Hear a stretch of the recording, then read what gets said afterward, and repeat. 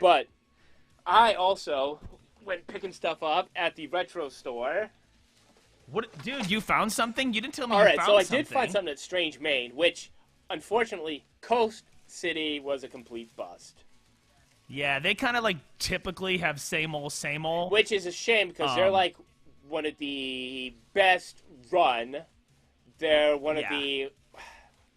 They're the cleanest. They're the most well put together, and oftentimes they do have good stuff. Like I feel like they have scouts that they send out there to find things. And then I went to the other guy, your favorite, but they were closing up by the time I arrived, which was 30 minutes early, of course. So clearly they were working real hard. But it didn't look like they had anything new when I peeked through the window. Well, we just don't have it. No. we don't even sell merch. No, we don't So have then I went that. up to Strange Maine, and they were closed for lunch or something like that. You said they were closed, but they weren't, but you couldn't get in. So it's really confusing when you go to somebody's glass door and it says, come right on in. Sorry, we'll be back in just a moment. And on the right side is a light-up sign that says open. Open. So I'm like, all right, which one supersedes which? Like, are you open? Are you out back? Door's not opening. All right, fine. You're not there. I'm going to text, give Jeff sort of an update of what's going on. And obviously, if somebody knows, podcasts don't happen in a vacuum, and ideas. And if you're just friends and you also we're both going to wrestling shows, which we'll talk about, there's plenty of thoughts and texts going on. And then I watch another couple walk up. They want to come in. Closed. And I'm like, all right, it's not just me pounding on somebody's door downtown Portland looking crazy like everybody else. Yeah. I look through the window, and you know Strange Maine, they always have that like display in their window of a bunch of weird stuff that they buy. On the left side, yeah. And one time, and I had a picture of it, it was Hulk Hogan. What? On the beach with like some Hulk Hogan, brother. Hulk Rogan. With like a hand coming out. Didn't work for me, dude. Brother, I still have a U-shaped hairline. A hand coming out of the ground, and Toxic Avenger. And I think I Instagrammed it like, oh, this sounds like a sweet day at the beach. Hogan and Toxie hanging out. But anyway, I look up in the window. First thing I see fits my description of what I need to buy for stupidness. It is a Ninja Turtle carrying bag. Dude. And it's sports related. It doesn't even say Teenage Mutant Ninja Turtles just by itself. It says Teenage Mutant Ninja Turtles Sports. What? And look at friggin' Leo, I think he's the running back, with his deflated football. So obviously he's a Patriot. Oh. And then we have friggin' Bebop getting demolished. But I was like, all right, whatever the price is, just because Jeff wants me to find something cool, this has to be done. Yeah, is that like lunchbox size? I think it's gym bag. It's gym bag size, and it's got like it's got like a plastic contraption in here too. Oh, geez. Okay, yeah, it's a lot bigger now that I see it that way. But $5, I was like, all right. Plus, dude, that's a good find. Plus, it gave me something to carry around things for the rest of the night. Yeah. Then I go over to the corner, and I saw a starting lineup. And so the thing with starting lineups is you never know if, like, it's players who don't mean anything. But I look up, and I'm like, that's Red Sox, and that looks like a shortstop. That's friggin' Nomar Garciaparra. And I had to get it. And it was like that's pretty $6. All right. And 2 players.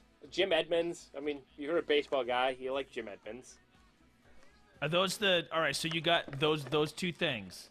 No, not just that. So then I go over into the corner, and I'm like, well, I remember these books being here a couple of visits before, and I kicked myself for not buying them. And then when I went with you when you were in town, I didn't see it. So I checked one more time, and they were there. I picked up mid-90s Disney adventure books. Dude, I don't know that I've ever seen. What are those? Dude, so back in the day, you could get a subscription to these. And they look like TV guides. They were like, so they'd have like this mashup cover So like Iago with Dinosaurs, it's such a thing for the time period. But then like real talk, like that covers everything that I love. Right there. I'm gonna show you some of these other ones. But then you get like comics in it, so you get Darkwing Duck.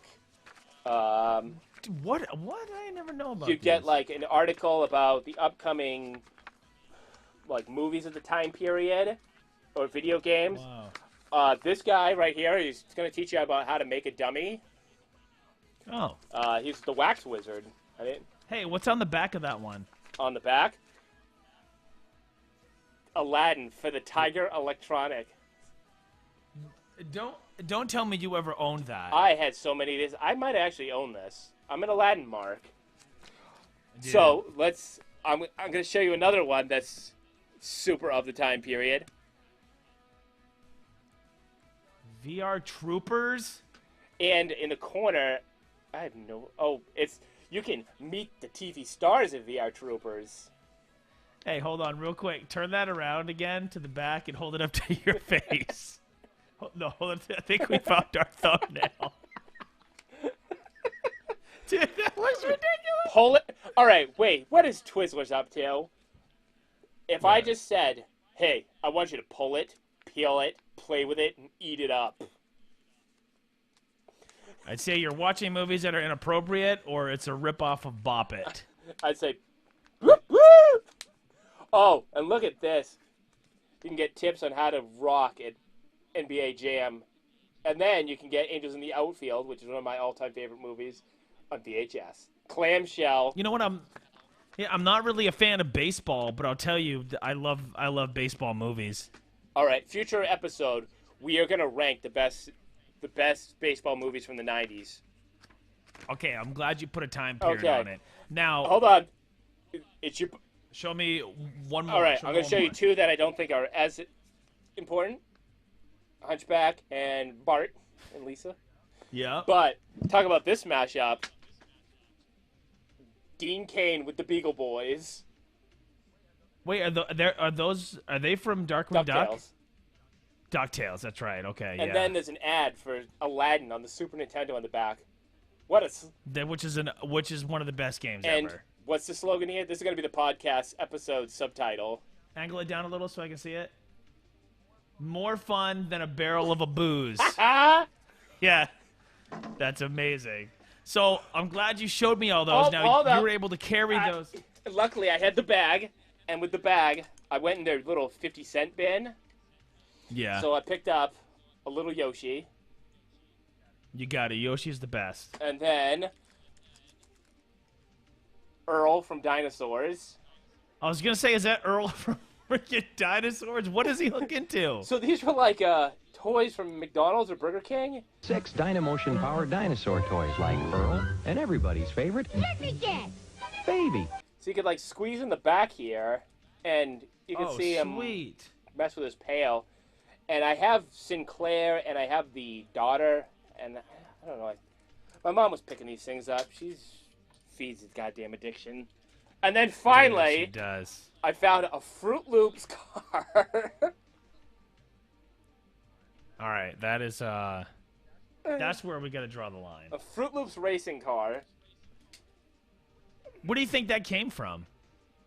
You know, I think it was when like you could use point totals. Did you ever? I was gonna say, do those mail-aways for Kool-Aid, where if you got a certain amount of Kool-Aid, but I know you did. Yes, when you got a certain amount of Kool-Aid swag was cool because it was like if you drank a lot of Kool-Aid and then you cut out the little parts, you get points, and then you could get specialized items from a catalog. What's the difference in Kool-Aid points and Marboro points? One gives you diabetes and the other gives you cancer. Hey, there you go. That's ridiculous to me. I just realized that. Like we have been being trained to try to smoke enough packs to buy the kayak since we were like 10. And it's like, where did it start? Well, I wanted the specialized Kool-Aid pouring jar that looked like the Kool-Aid Man, so I drank all the Kool-Aid I could. And then I also got a car that has Kool-Aid logo on it, and you could get a specialized Kool-Aid skipper from Barbie and from the Barbies line there. Like okay, Skipper. I think gotcha. What Skipper is Barbie's niece. Yeah, or something like that. but it would have like a personalized Kool-Aid outfit from Kool-Aid points. All right, so I'm glad you mentioned that you were able to carry all that stuff in the Turtles gym bag.